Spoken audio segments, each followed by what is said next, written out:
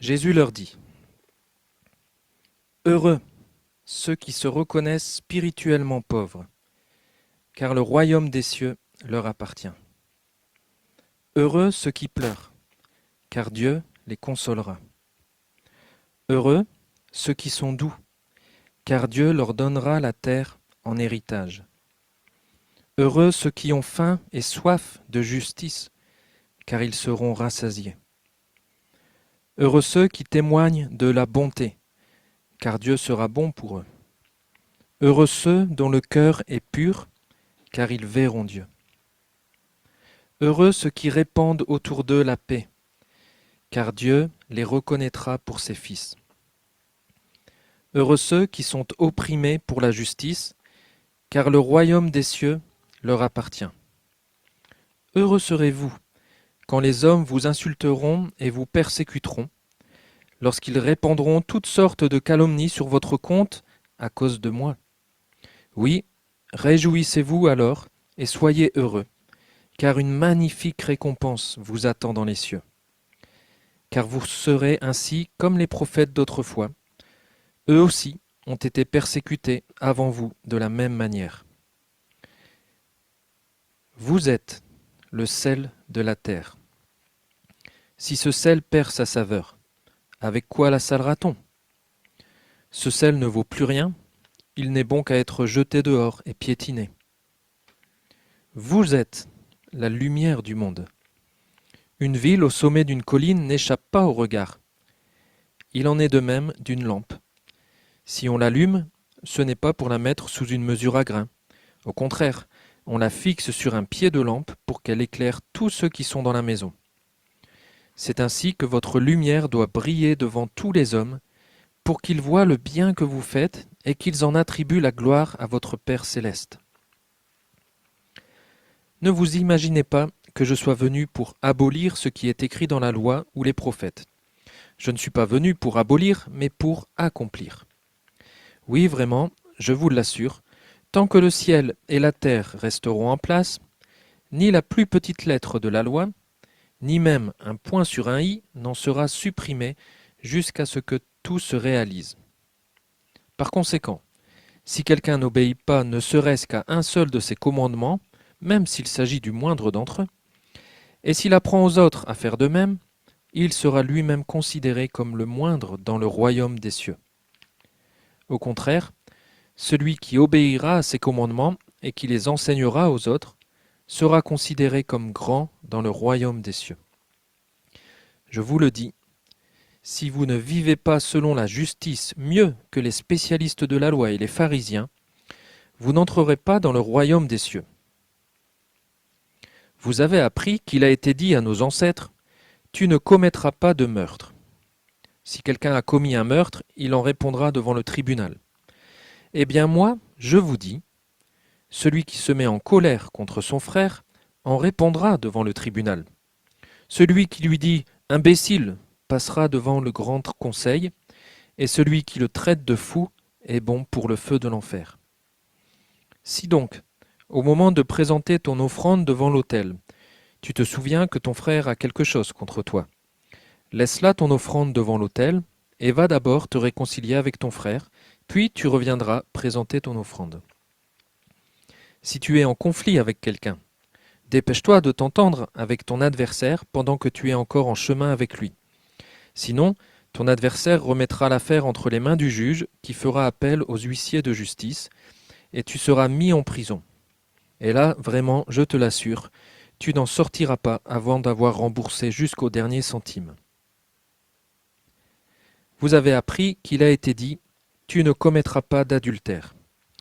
Eh bien moi, je vous dis, si quelqu'un jette sur une femme un regard chargé de désir, il a déjà commis l'adultère avec elle dans son cœur. Par conséquent, si ton œil droit te fait tomber dans le péché, arrache-le et jette-le au loin, car il vaut mieux pour toi perdre un de tes organes que de voir ton corps entier précipité en enfer. Si ta main droite cause ta chute, coupe-la et jette-la au loin. Il vaut mieux pour toi perdre un de tes membres que de voir tout ton corps jeté en enfer.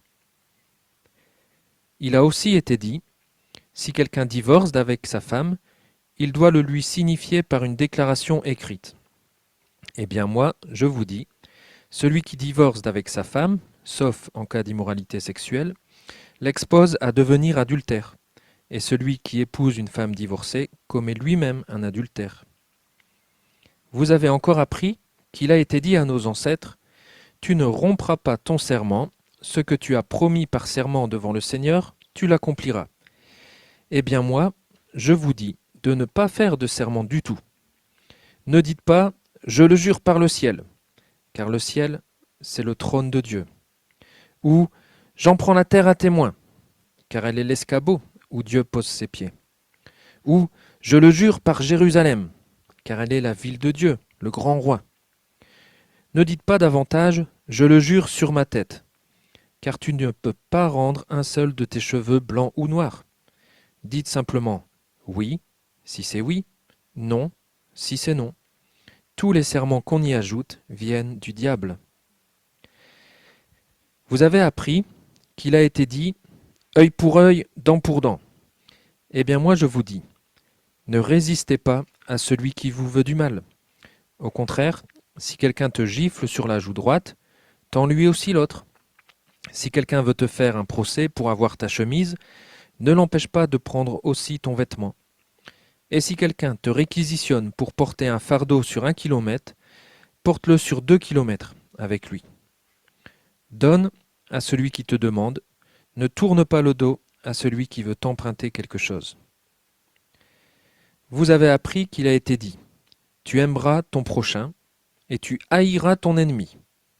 Eh bien moi je vous dis, aimez vos ennemis et priez pour ceux qui vous persécutent.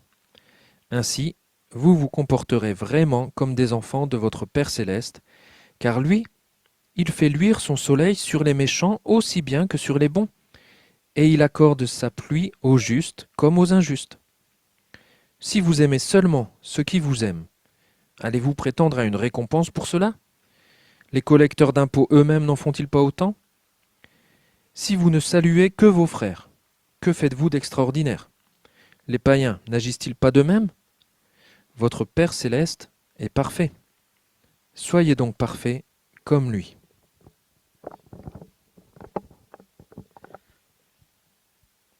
Gardez-vous d'accomplir devant les hommes pour, pour vous faire remarquer par eux ce que vous faites pour obéir à Dieu. Sinon, vous n'aurez pas de récompense de votre Père céleste. Ainsi, lorsque tu donnes quelque chose aux pauvres, ne le claironne pas partout. Ce sont les hypocrites qui agissent ainsi dans les synagogues et dans les rues pour que les gens chantent leurs louanges. Vraiment, je vous l'assure, leur récompense, ils l'ont d'ores et déjà reçue. Mais toi, quand tu donnes quelque chose aux pauvres, que ta main gauche ne sache pas ce que fait ta main droite. Que ton aumône se fasse ainsi en secret, et ton Père qui voit dans le secret te le rendra. Quand vous priez, n'imitez pas ces hypocrites qui aiment à faire leurs prières debout dans les synagogues et à l'angle des rues. Ils tiennent à être remarqués par tout le monde.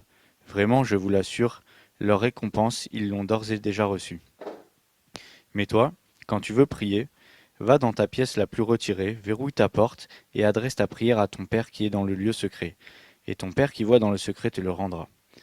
Dans vos prières, ne rabâchez pas des tas de paroles à la manière des païens. Ils s'imaginent qu'à force de paroles, Dieu les entendra. Ne les imitez pas, car votre Père sait ce qu'il vous faut avant que vous le lui demandiez. Priez donc ainsi. Notre Père qui es aux cieux, que ton nom soit sanctifié, que ton règne vienne, que ta volonté soit faite sur la terre comme au ciel. Donne-nous aujourd'hui le pain dont nous avons besoin. Pardonne-nous nos torts envers toi, comme nous aussi nous pardonnons les torts des autres envers nous. Ne nous expose pas à la tentation, et surtout, délivre-nous du diable. Car à toi appartiennent le règne et la puissance et la gloire à jamais. En effet, si vous pardonnez aux autres leurs fautes, votre Père céleste vous pardonnera aussi. Mais si vous ne pardonnez pas aux autres, votre Père ne vous pardonnera pas non plus vos fautes. Lorsque vous jeûnez, n'ayez pas comme les hypocrites une mine triste. Pour bien montrer aux gens qu'ils jeûnent, ils prennent des visages défaits. Vraiment, je vous l'assure, leur récompense, ils l'ont d'ores et déjà reçue. Mais toi, quand tu jeûnes, parfume tes cheveux et lave ton visage, pour que personne ne se rende compte que tu es en train de jeûner, sauf ton Père qui est dans le lieu secret. alors ton Père qui voit dans le secret te le rendra. Ne vous amassez pas des richesses sur la terre, où elles sont à la merci de la rouille des mythes qui rongent, ou des cambrioleurs qui percent les murs pour voler. Amassez-vous plutôt des trésors dans le ciel, où il n'y a ni rouille, ni mythe qui ronge, ni cambrioleur qui perce les murs pour voler. Car là où est ton trésor, là aussi sera ton cœur. Les yeux sont comme une lampe pour le corps. Si donc tes yeux sont en bon état, ton corps entier jouira de la lumière. Mais si tes yeux sont malades, tout ton corps sera plongé dans l'obscurité. Si donc la lumière qui est en toi est obscurcie, dans quelles ténèbres profondes te trouves-tu? Nul ne peut être en même temps au service de deux maîtres, car ou bien il détestera l'un et aimera l'autre, ou bien il sera dévoué au premier et méprisera le second. Vous ne pouvez pas servir en même temps Dieu et l'argent. C'est pourquoi je vous le dis, ne vous inquiétez pas en vous demandant qu'allons-nous manger ou boire, avec quoi allons-nous nous habiller? La vie ne vaut-elle pas mieux que la nourriture, et le corps ne vaut-il pas mieux que le vêtement? Voyez ces oiseaux qui volent dans le ciel. Ils ne sèment ni ne moissonnent, ils n'amassent pas de provisions dans des greniers, et votre Père céleste les nourrit. N'avez-vous pas, n'avez-vous pas bien plus de valeur qu'eux? D'ailleurs, qui de vous peut, à force d'inquiétude, prolonger son existence, ne serait-ce que de quelques instants? Quant aux vêtements, pourquoi vous inquiétez à leur sujet? Observez les lys sauvages. Ils poussent sans se fatiguer à tisser des vêtements. Pourtant, je vous l'assure, le roi Salomon lui-même dans toute sa gloire n'a jamais été aussi bien vêtu que l'un d'entre eux. Si Dieu habille ainsi cette petite plante des champs qui est là aujourd'hui et qui demain sera jetée au feu, à plus forte raison ne vous vêtira-t-il pas vous-même? Ah, votre foi est bien petite. Ne vous inquiétez donc pas et ne dites pas que mangerons-nous ou que boirons-nous ou avec quoi nous habillerons-nous. Toutes ces choses, les païens s'en préoccupent sans cesse. Mais votre Père qui est aux cieux sait que vous en avez besoin. Faites donc du royaume de Dieu et de ce qui est juste à ses yeux votre préoccupation première, et toutes ces choses vous seront données en plus. Ne vous inquiétez pas pour le lendemain se souciera de lui-même, à chaque jour suffit sa peine.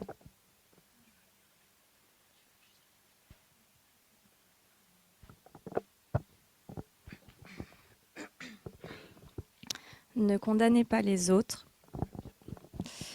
Ne condamnez pas les autres pour ne pas être vous-même condamnés, car vous serez condamnés vous-même de la manière dont vous aurez condamné autrui, et on vous appliquera la mesure dont vous vous serez servi pour mesurer les autres. Pourquoi vois-tu les grains de sueur dans l'œil de ton frère, alors que tu ne remarques pas la poutre qui est dans le tien? Comment oses-tu dire à ton frère, laisse-moi enlever cette sueur de ton œil, alors qu'il y a une poutre dans le tien? Hypocrite! Commence donc par retirer la poutre de ton œil, alors tu y verras assez clair pour ôter la sciure de l'œil de ton frère.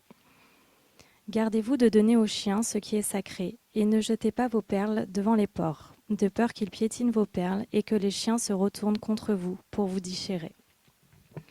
Demandez et vous recevrez. Cherchez et vous trouverez. Frappez et l'on vous ouvrira.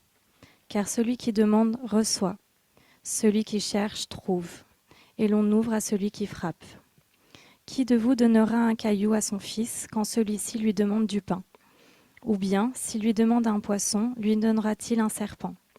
Si donc, tout mauvais que vous êtes, vous savez donner de bonnes choses à vos enfants, à combien plus forte raison votre Père céleste donnera-t-il de bonnes choses à ceux qui les lui demandent? Faites pour les autres tout ce que vous voudriez qu'ils fassent pour vous, car c'est là tout l'enseignement de la loi et des prophètes. Entrez par la porte étroite. En effet, large est la porte et spacieuse la route qui mène à la perdition. Nombreux sont ceux qui s'y engagent, mais étroite est la porte et resserré le sentier qui mène à la vie. Qu'ils sont peu nombreux ceux qui les trouvent. Gardez-vous des faux prophètes. Lorsqu'ils vous abordent, ils se donnent l'apparence d'agneaux, mais en réalité ce sont des loups féroces. Vous les reconnaîtrez à leurs fruits.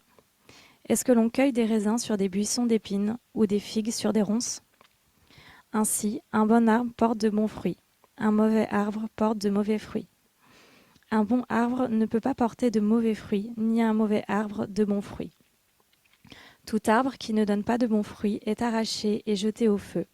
Ainsi donc, c'est à leurs fruits que vous le reconnaîtrez. Pour entrer dans le royaume des cieux, il ne suffit pas de me dire « Seigneur, Seigneur ».